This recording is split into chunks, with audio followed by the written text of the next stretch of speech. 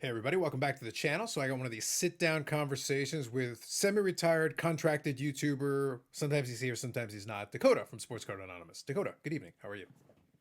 I'm doing all right. Thanks for having me on, Carlos. Fighting a cold. Baby's been in daycare for a month now, so we just constantly have a cold, I think, for a year. So, Well, the thing is, I don't have any kids, but from my friends that I know do have, that's a permanent petri dish of disease. You've got about years and years of that ahead of you. So good luck. yep. So your immune system, you better get your immune system up to date, whatever you need to do. Yeah, they say that first year helps with the immune system, and then after that, hopefully you got a strong immune system. No, and I appreciate you popping on. And this gives me a chance. I did mention to you when we were figuring out what I wanted to talk about. It gives me a chance to kind of do more of a football centric discussion, which I think plays right into your wheelhouse. So I think we'll be able to definitely Yeah. talk about that. We'll talk about a few different things. I'll give everybody a quick rundown, and if I can remember after the fact, I'll try to do some timestamps if there's some neat cutoffs in some of the topics if we can. But we'll talk a little bit about how the NFL is looking so far. Heading, I think we're week 5 heading to week 6, which I know I always get a little caught up in between. Yeah, we're going into week 6. Yeah. Perfect. So yeah, so 5 weeks of football, we've had a chance to see a little bit of some of these teams and how they're looking like, and then we'll talk about Dakota's guy, CJ Stroud, and the Houston Texans. And look, we've gotten the various stages of fandom. I'm waiting for the shrine to be built. Like there might be some of that coming up. So we'll touch on that a little bit, and then also a little bit about the potential, because every time that Fanatics and Panini come into play, the discussion, the Topps football cards. I know Dakota's very excited about the prospect of Topps football cards, especially fully licensed Topps football cards. I know he's looking forward to that. We'll touch on some hopes and expectations. So that'll be a piece of the conversation too. And if anything else comes up with it, or we want to slander any fan bases, we can do that as well. So whatever. Lots of slander to be had here. I love it. I love it. Good. So let's start off with this. I'll do the open-ended question. So 5 weeks of games that we've got in the docket that we can look at. Has anything surprised you? I I think I kind of see through a lot of BS. So a lot of things I'm not that surprised about, like the Bears being bad. That's what I thought. I don't have faith in Justin Fields or Eberflus there. Um, I think the biggest surprise has been the Rams being so good with Cooper Kupp hurt, and they're kind of in the middle of a rebuild. That's a team that just looks really well coached. Sean McVay turns out is very good at what he does. Matt Stafford's a good quarterback still. That Puka kid they got in the 5th round out of BYU, wide receiver, has been a stud. And so I would say the Rams to me are the biggest surprise. They're the biggest surprise to me. The other thing, which isn't really a surprise to me, but one I kind of get a chuckle at, is the Broncos with Sean Payton. Yeah. I've had a little bit of a vendetta with Mr. Sean Payton since he interviewed with the Texans and said that it was a dysfunctional organization. He was mad that the Texans didn't do an in-person interview with him. It was just a Zoom call. And so he threw some shade. And it turns out he's not as good at this as he thinks he is, because the Broncos look a lot more dysfunctional than the Texans today. Well, that's why the Broncos game against the Jets made me laugh, because they had Hackett there, who by the way did a terrible job in the game. To be clear, he did a bad job. However, the fact is they still won. The point is they still won, and Sean Payton had plenty of shade to throw directly at him as well. It's like maybe Sean Payton, you should not talk about anybody. Maybe that's the answer. Just stop talking about anybody else other than yourself and figure out your own business. Yeah, I think as I get older, I'm not old yet, but almost 33, and you just see things repeat. Everything's just it's the same story you've seen before, just different skin on it. And Sean Payton is copy paste Urban Meyer. Now, obviously, a little bit different because Sean Payton had a lot of success in the NFL, and Meyer hasn't. But Meyer taking that job in Jacksonville and Payton taking this job in Denver, both of them to me, just like their heart wasn't really in it. They're kind of more in the retirement phase of their life. I think Sean Payton, if he could do the decision again, would probably still be on Fox, would be my guess. Yeah, so you're saying he's kind of mailing it in and kind of just doing enough to get by, but not really putting in the full effort. But to be fair, though, in New Orleans, he got to install a program. So at that point, once he had kind of established a program, it's not that it's easy, but it's easier if you've already laid the foundation and the groundwork, and you just get to build off of your own playbook and everything you've already done. It's easier to bring other people into it and be like, I'm just going to show you how we've already set things up. Go to another organization. It's like, even if you want to install it, well, we got to start from scratch because you didn't get a chance to build it this whole time. Yeah, I think he was hoping that the coaching job that Hackett did was so bad that the underlying talent there for the Broncos was much better than it looked like. And for the most part, I think most people would have said that that's probably true. Mm. But then he got there, and it's not the case. You know, they fired their defensive coordinator. He got there, and he fired the defensive coordinator. He wanted to hire Rex Ryan. Immediately a red flag. I love Rex Ryan, but the guy hasn't coached the league in like a decade. Like, what are we doing? We're going to go hire Rex Ryan? Doesn't make any sense. Um, and so they fire Evero, who was a head coach candidate this year and took a job with Carolina. This guy's going to be a head coach. This Evero guy, he's young, he's smart, he's coached on both sides of the ball, he's a very good coach. And Sean Payton, he wants to hire from the people that he knows, the tree that he knows. We see the NFL is getting skewered with this, where these old coaches, they just kind of are stuck in their ways and they want to stick to the people they know. You're seeing it in New England with the Patriots. And Belichick hiring Bill O'Brien, which is whatever. The bigger issue is there he won't bring in a GM because he doesn't trust anybody, and they have no talent on offense. So yeah, you know, I guess staying young at heart, being willing to adapt is it's a good thing. And yeah, I think the Denver job was more than Sean Payton bargained for. It's fair. I think it's reasonable. Now, let's touch on one of the other ones that I think for some of us is a surprise, but obviously you were tooting their horn, although you did have a little bit of a homer hat on.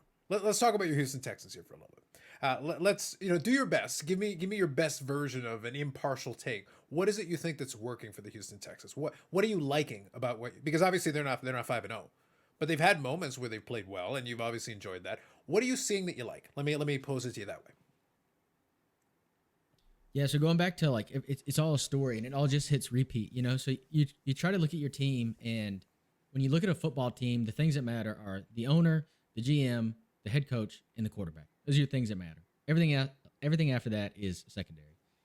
And when you look at DeMeco Ryans, our head coach, what is he? He's a defensive coach. Well, defensive coaches don't do that well in the league right now, but there are some that have succeeded recently. Mike Vrabel, most people would consider him a good coach, say that's a success story in Tennessee, and Mike Tomlin. And I think when you look at what DeMeco is, he's, in my opinion, I shouldn't say he's a better I'm going to say he's a better version of Mike Tomlin. I should maybe just say he's a newer version of Mike Tomlin. So he's very inspirational. Okay. Players relate with him because, of course, he was a former player, and so players play hard for him.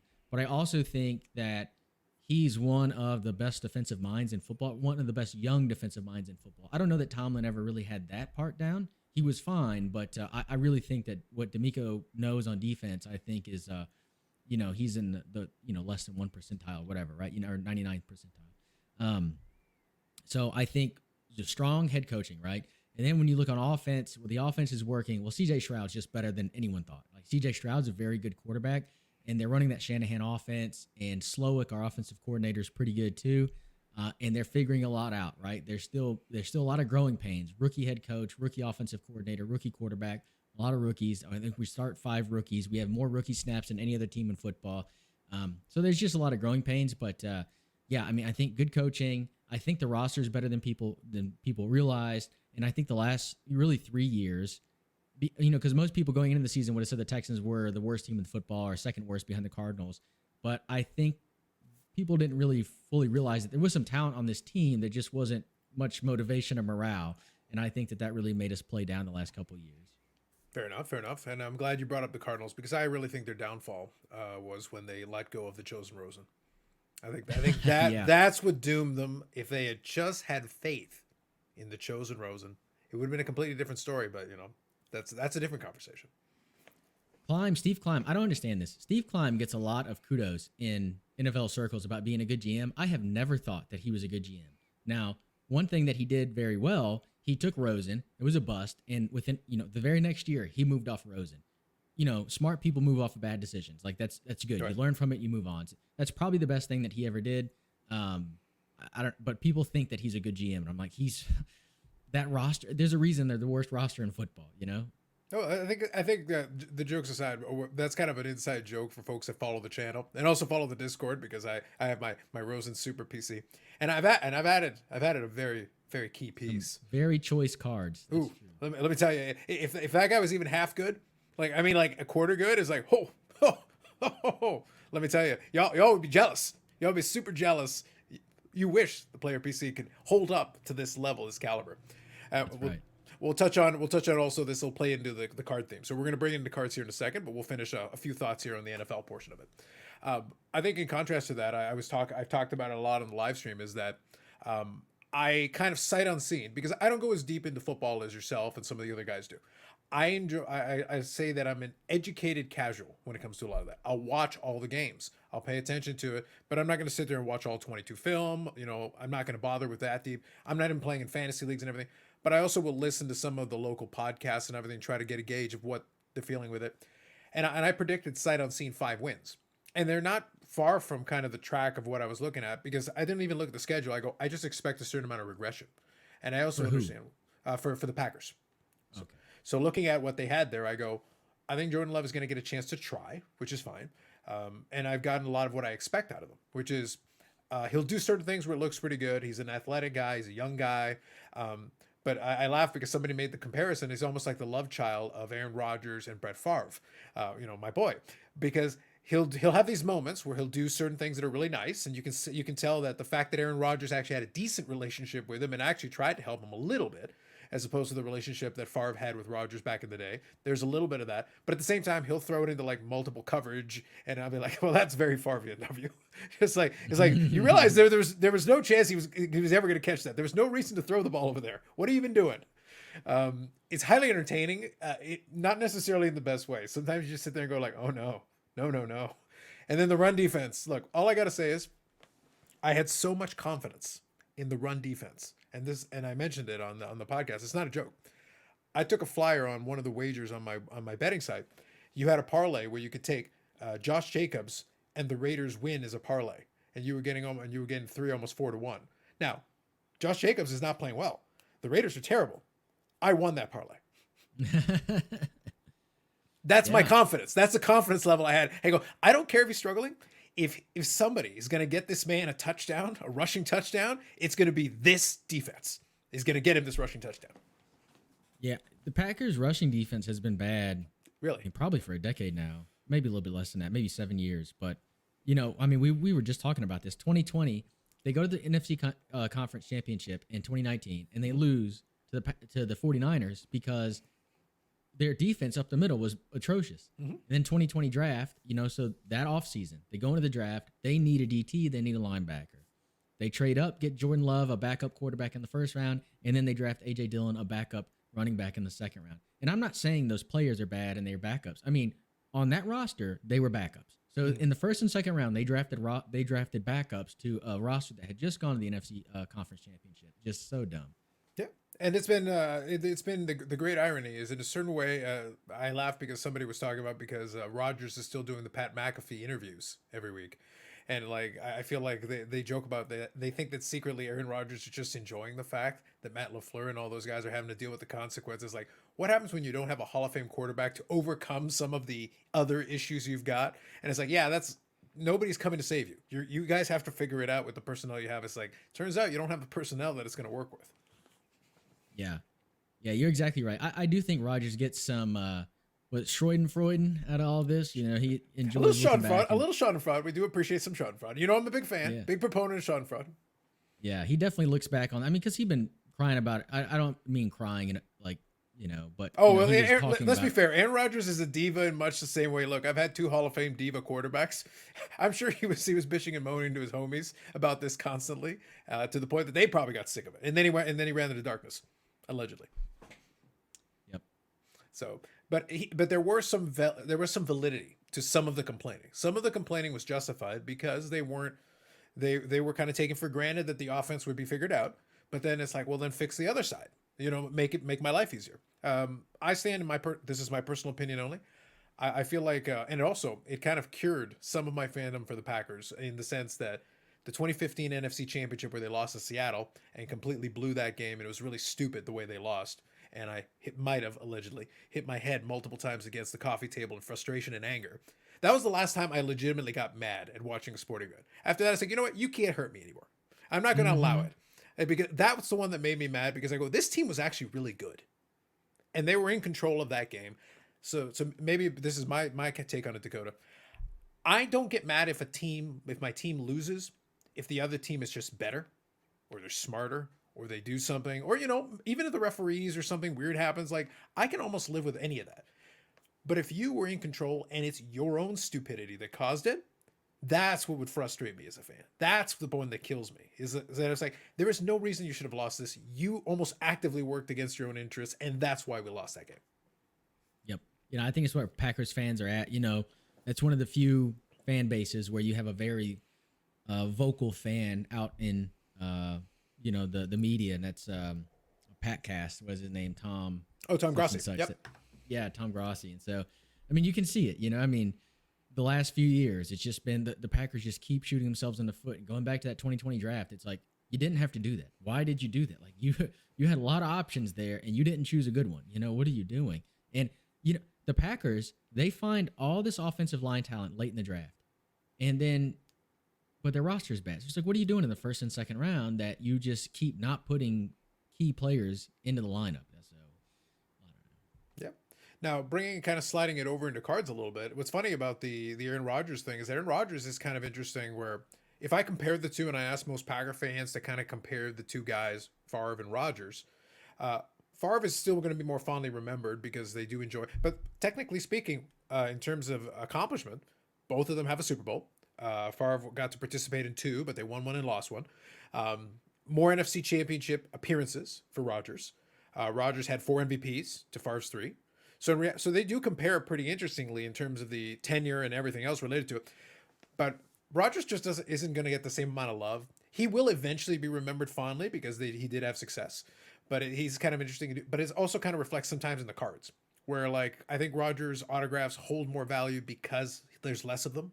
It's just the supply rather than people going like, oh my God, I want. It's like, you know what? I'll take Favre autographs cheaper. I get to enjoy a lot of really nice cards that he happened to sign. He signed a lot, but at the same time, it's like, but he's the first ballot Hall of Famer, great player. Rodgers will have his time too, but I just don't think he'll be remembered quite as fondly, despite the fact he has a superior resume if you take the extra MVPs into account and the other stuff he did. Yeah, I think people are mostly going to remember Rodgers as being a crybaby, and it's really going to hurt his collectability, I guess. I think Packers fans, by the time that y'all shipped out Rodgers, I think the fan base was pretty much over Rodgers. Mm-hmm. And with Favre, it felt a little bit different to me. I never really understood how. To me, when Favre gets pushed out for Rodgers, when Rodgers gets drafted in 2005, I'm 14, and I felt like, from Houston, I felt like the GM and the Packers management was pushing Favre to retire. And so they kept doing this whole thing every winter where it was like, is Favre going to retire? Is he not? And I felt the whole time Favre didn't want to retire, but the brass was pushing him to retire because they wanted to play Rodgers. That's how I always felt.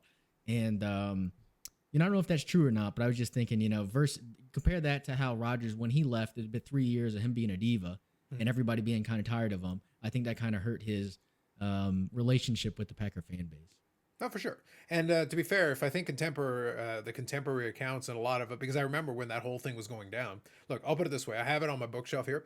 There is a book that was written. I forget who the author is. If I can find it, I'll link it to folks so they can check it out for themselves. It's called Life After Favre. It was literally written about that whole situation leading to Favre taking off. But Favre has a ton of diva in him. And welfare fraud eventually. So he's not a swell fella. So we're not going to lie and pretend he's something else than he is. But it was a weird scene. And I do remember, though, there being a contingent of folks who were like, Favre's our guy, we keep our guy. But there was a contingent of folks that let the new guy try. Because Favre also has his flaws. He throws very inopportune interceptions. That's very frustrating. There are elements of things in his game that are very annoying. That's why I say the current era is going to be different. Interesting, because, we don't have that anymore. So you're not looking to the quarterback necessarily to save you. You're just hoping they can figure out the pieces around him and also figure out what the heck you actually have. Because now is our first opportunity to see it. I don't know what we have. So let's shift over, though. We did talk a little bit about your Texans. On the card side of it, let's talk about your boy, CJ Stroud, your new hero. At what level of the bandwagon? Perfect. Thank you for showing the card. It's like, at what level of the bandwagon? So now, as far as the bandwagon is concerned, are you the driver? Are you like a passenger but really close to the driver so you can give directions? Where are you on the bandwagon currently? I made the biggest purchase of my card life so far, and it was a Stroud card, and it cost me almost $4,000. And I don't have the single best CJ Stroud out there. I think I have the second best CJ Stroud that exists currently. Okay. So I don't know if that makes me the driver, but I'm right there with it. we're doing this. And even this card, which I showed. Yep. So this is his Bowman 1, which is, to me, so if you're looking for Stroud, your options are his Bowman 1 or Panini Instant. I have the base Panini Instant auto I bought direct from Panini. This, the Bowman, this is the base version of the auto. It's not numbered. The rest are numbered. And I was really surprised by this. I paid $280 for this just a couple weeks back. I actually got kind of a steal on this. Okay. It's a PSA 10. And I didn't look it up when I bought it. I just thought it was a good price, so I just bought it. It's only pop 9. And there's only like 8 other ones graded. So, I mean, this, total pop is like 17 or less than 20. I just say that to say, like, it's sneakily kind of rare. It doesn't seem like it because it's not numbered or whatever. And who knows what the pop's going to be in a year. I mean, but that card's been out for 2 or 3 years now. So, you would think the pop's kind of mature on it. Sure. So like I said, now we're going to shift over into the card talk. So folks that are following along, now we talked a little bit about the NFL first. We had to get in our respective teams. We had to cover that briefly.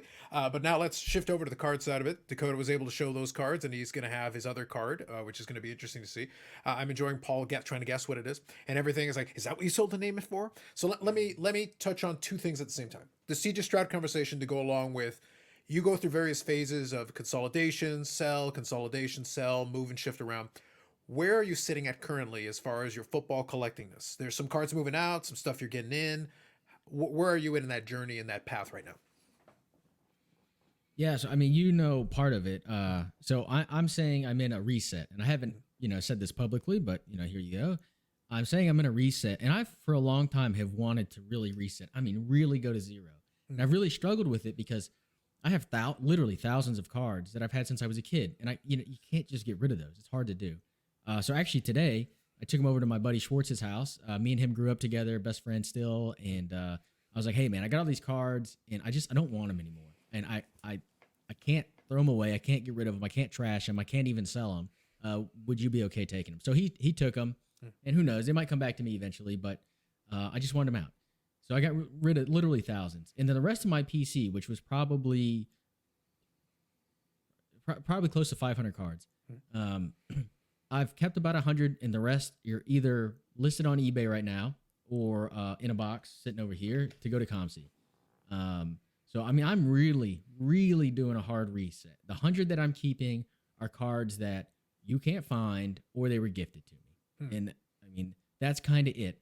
And I guess buying that Stroud that I bought kind of really, this has been a big thing building in me, And when I bought this Stroud, it really triggered it because people love the Namath, talk about Paul. People love the Namath rookie. People love the Jim Brown rookie.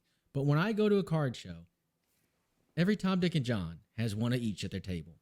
And some table, literally at the Houston show, there's a table with about 75 Jim Brown rookies. And I'm like, I'm really not that interested in having that card in my collection. Like, there's so many of them. There's nothing special necessarily to me about that card other than kind of the history of it, which I do appreciate. But I found out I don't appreciate it by $2,000, right? So let me sell it and get my money and move on. And this Stroud, no one else is going to have a Stroud like this. It's me. And that doesn't mean I'm going into strictly ultra modern or this or that or the other.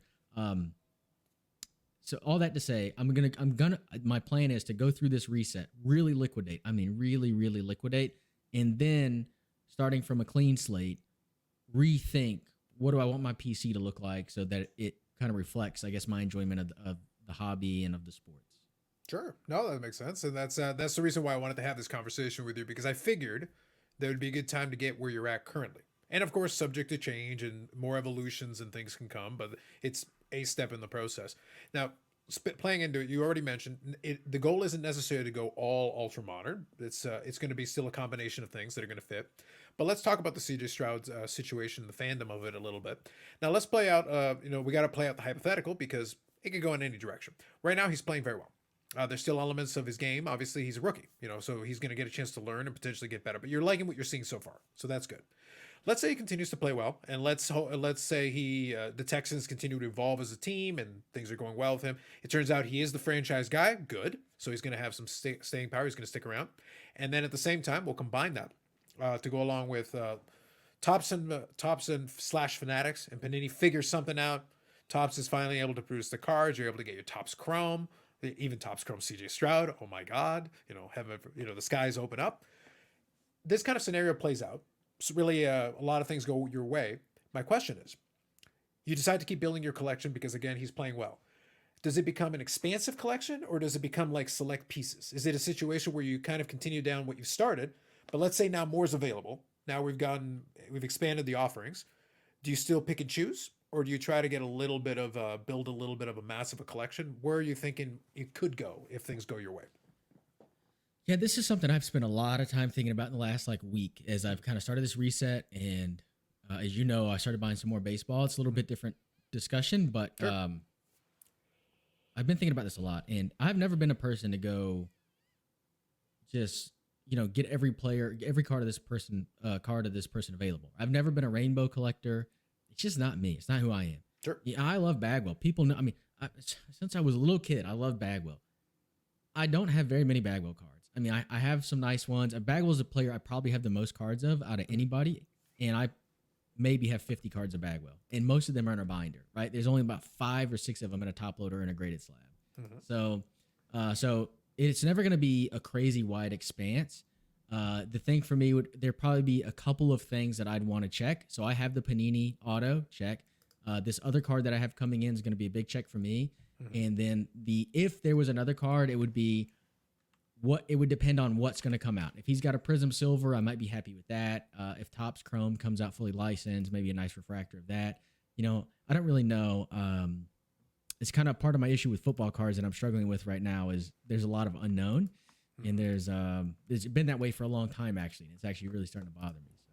Sure. No, but the reason I posed the question is I began with the caveat that it's subject to change. It's not like, oh, you're locked in. This is what you have to do. This has been one of the great enjoyments of my collecting life the last several years. I've got certain pillars that I know are there. The Mike Modano collection is a pillar. I know it's there. There's some vintage sets that I collect that I'm going to work on. Those are long-term projects that I've been working on for a long time. Those are there. I know they're there. That's not even a question. But I've got these other things that can rotate around as my interests go. So I'll talk about the Brett Favre thing because we joked about before I hit record that you notice that I do like to pick up. I picked up some nice, decently high end Favre cards, but it's been fun for me to go down the rabbit hole of looking. There's so many out there. It's not like, and I don't need all of them. But if something strikes me, if I think that set looks interesting or that particular copy looks interesting, I can have that. So I can have a card that's a couple of $100 and it's really nice and everything. But on the other end of the spectrum, and I'll share this for folks on the YouTube here, this was one that I joked about that I added from ComC. The Stairmaster. It's a completely other end of the spectrum. So I talk about a card that's a couple of $100. It's an autograph. It's a patch. And then I've got the Stairmasters from 1999 Donruss, a preferred, where it's Brett Favre's zoomed in on his eyes, looking to the side, possibly up to no good. And you can have some fun with the, I joked it as a meme card potential, but this was like $10. It's not a big deal. It was a fun card. As soon as I saw it, I'm like, I gotta have it. I think that's fantastic. But that stuff like this is gonna go in my Z Folio. So I've got my main like collection. So you're talking Favre specifically. I've got a box that has a lot of these nice cards, these autographs, these patches, these whatever that I'm compiling. I've got a nice set going for a lot of that. The refractors, a lot of the really cool gold refractors and stuff like that. Awesome stuff. But then I've got a Z Folio where I can put crap like that, and I can flip through and have a lot of fun. There's no rules. That's what the reason I asked the CJ Stroud thing. I go, hypothetically, let's say they figure out their business and you can get your Topps Chrome, you can get Topps Finest, it's cool. But that means hundreds or thousands of cards are going to be out there. If you're not planning on going wide, maybe you're doing more of what I like to call more of a Mount Rushmore kind of thing. And then there is something similar to that where it's like, I'm being selective. I'm curating a very specific type of collection where it's got to strike me. Even if this is the coolest card for everybody else, if I don't like it, maybe it's not for me. But if it works for me, then it's going. It's going in my personal museum of cards that I want for this player. Yeah, that's what I've been struggling. I mean, that's exactly what's going through my mind, and it's what I've been struggling with. And I can't find a common vein, I guess. Mm-hmm. And it's what I have found. It's particularly difficult with football because I was thinking about this. How long has Topps been in baseball consecutively? Since 52, right? 51 is the first year they actually did for baseball, but yes. So that's what, 72 years, 73 years, Topps, straight.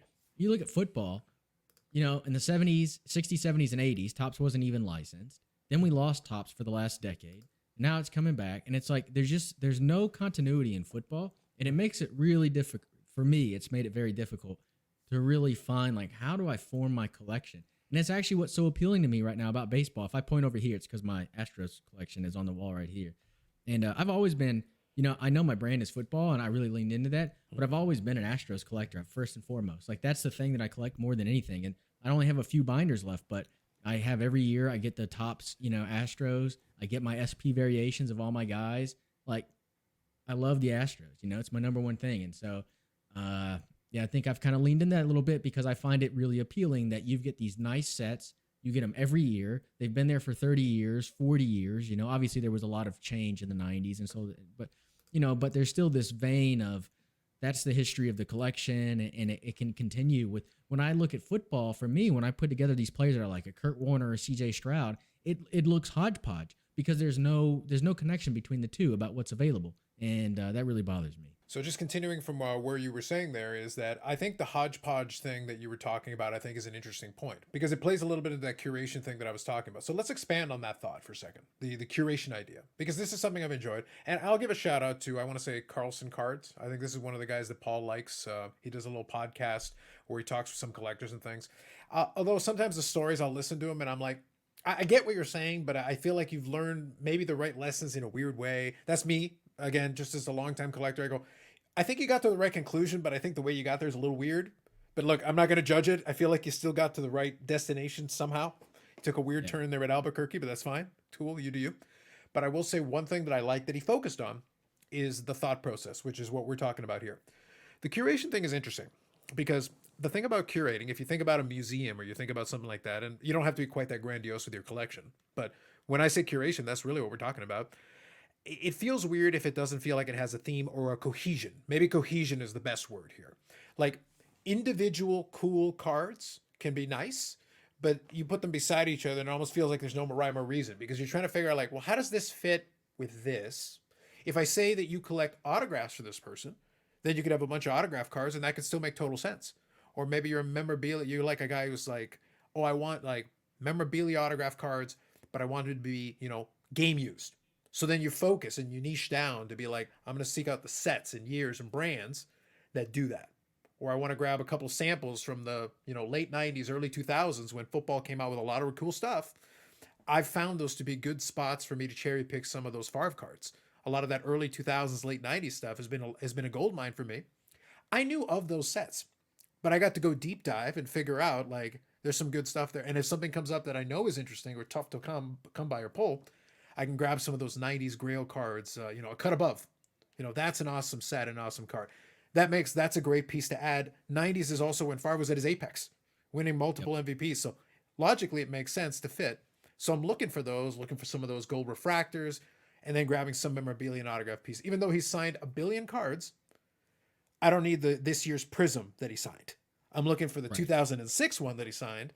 Even though it's on a sticker, it's got that silver sticker that kind of looks cool with their flag.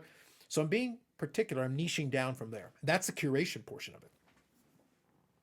Yeah, and I think that's really important. And one of the best videos I ever posted was an interview I did with a gentleman from New York, and he was an art collector, Sure. and I had him on to talk about collecting art. It was a great interview. I mean, like that guy was great. It was great to listen to him.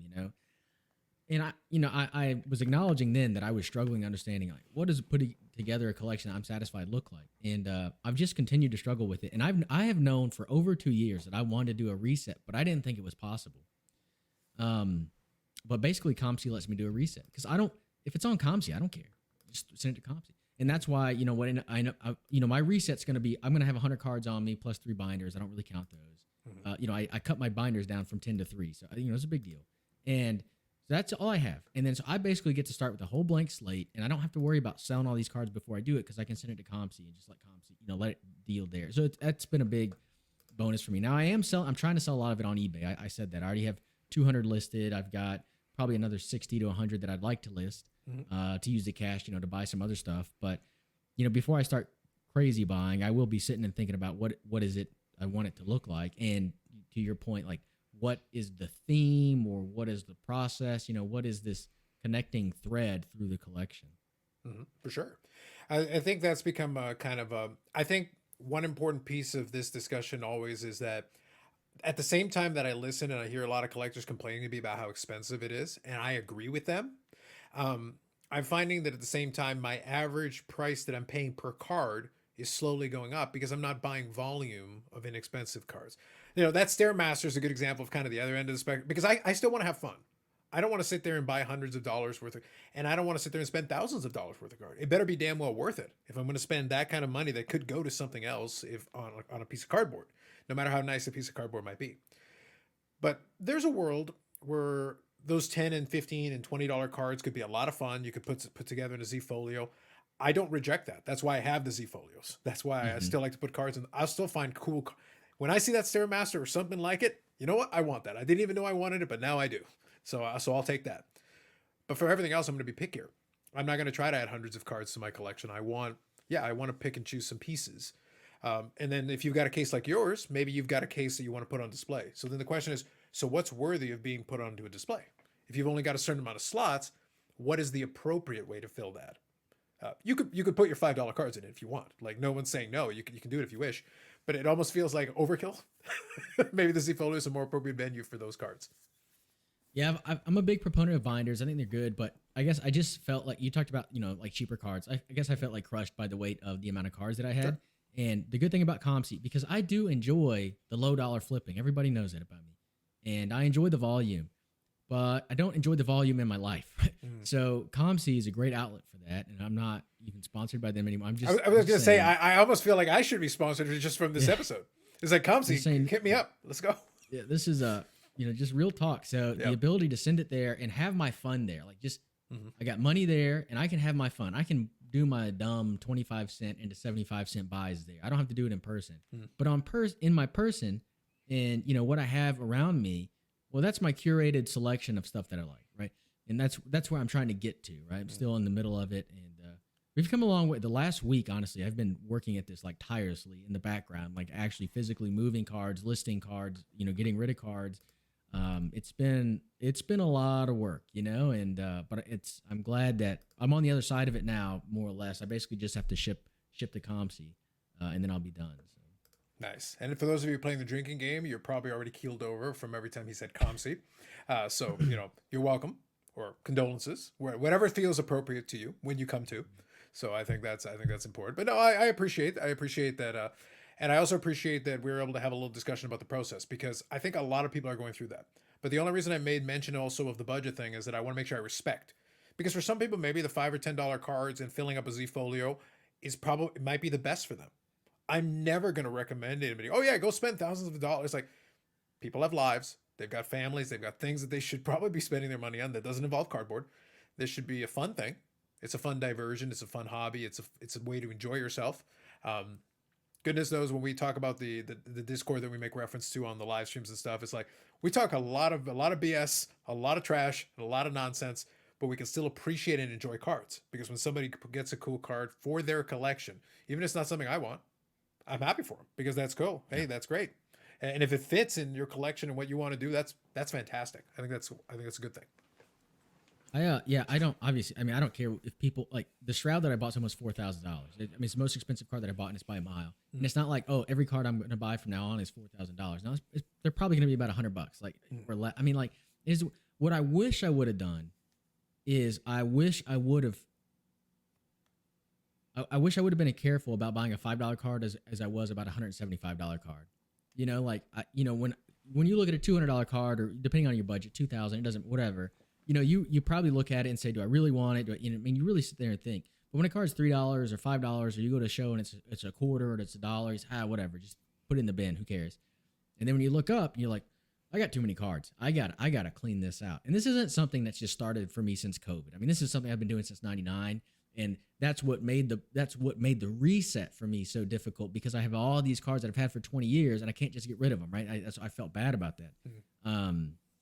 But we're through it now, and I feel better about it now. We'll see how I feel in a month, 3 months, 6 months, whatever. But if I could give some advice, it would be just no matter what you buy, be cautious and make sure that it's something that you actually want on your person and something you want to have to keep up with.